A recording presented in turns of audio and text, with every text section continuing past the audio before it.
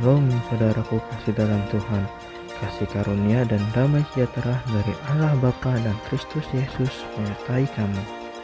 Bacaan Alkitab kita diambil dari 1 Tawarik 18 ayat 1 sampai 17. Kemenangan Daud. Sesudah itu Daud memukul kalah orang Filistin dan menundukkan mereka. Lalu ia merebut Gad dan segala anak kotanya dari tangan orang Filistin. Dan Daud memukul kalah orang Moab sehingga orang Moab takluk kepadanya dan harus mempersembahkan upeti. Selanjutnya Daud memukul kalah Hadadezer, Raja Zoba dekat Hamat ketika ia pergi menegakkan kekuasaannya pada sungai Efrat. Daud merebut daripadanya 1.000 kereta, 7.000 orang pasukan berkuda, dan 20.000 orang pasukan berjalan kaki. Lalu Daud menyuruh memotong urat keting segala kuda kereta, tetapi dengan meninggalkan 100 ekor kuda kereta. Lalu orang Aram dari Damsyik datang menolong Hadadezer Raja Zoba, tetapi dari antara orang Aram itu Daud menewaskan 22.000 orang. Kemudian Daud menempatkan pasukan-pasukan pendudukan di daerah orang Aram dari Damsyik, dan orang Aram itu menjadi budak Daud yang harus mempersembahkan upeti. Tuhan memberi kemenangan kepada Daud kemanapun ia pergi berperang.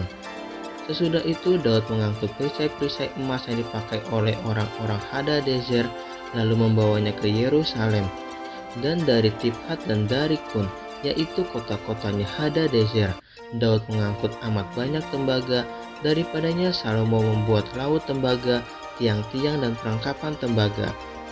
Ketika didengar tahu Raja Hamat bahwa Daud telah memukul kalah seluruh tentara Hadadezer, Raja Zoba, maka ia mengutus Hadoram anaknya kepada Raja Daud untuk menyampaikan salam dan mengucapkan selamat kepadanya, karena ia telah berperang melawan Hadadezer dan memukul dia kalah. Sebab Hadadezer sering memerangi Tou, dan Hadoram membawa berbagai barang-barang emas, perak, dan tembaga. Juga barang-barang ini dikhususkan Raja Daud bagi Tuhan, bersama-sama perak dan emas yang diangkutnya dari segala bangsa, yakni dari orang Edom, dari orang Moab, dari Bani Amon, dari orang Filistin, dan dari orang Amalek. Abisai anak Zeruya menewaskan 18.000 orang Edom di lembah Asin. Lalu ia menempatkan pasukan-pasukan pendudukan di Edom, sehingga seluruh Edom diperbudak oleh Daud. Tuhan memberi kemenangan kepada Daud kemanapun ia pergi berperang. Pegawai-pegawai Daud. Demikianlah Daud telah memerintah atas seluruh Israel dan menegakkan keadilan dan kebenaran bagi seluruh bangsanya. Yoab anak Zeruya menjadi panglima, Yosafat bin Ahilud menjadi bendahara, Zadok bin Ahitub dan Ahimelek bin Abiatar menjadi imam, Sausa menjadi panitera, Benaya bin Yoyada menjadi panglima orang Kreti dan orang Pleti.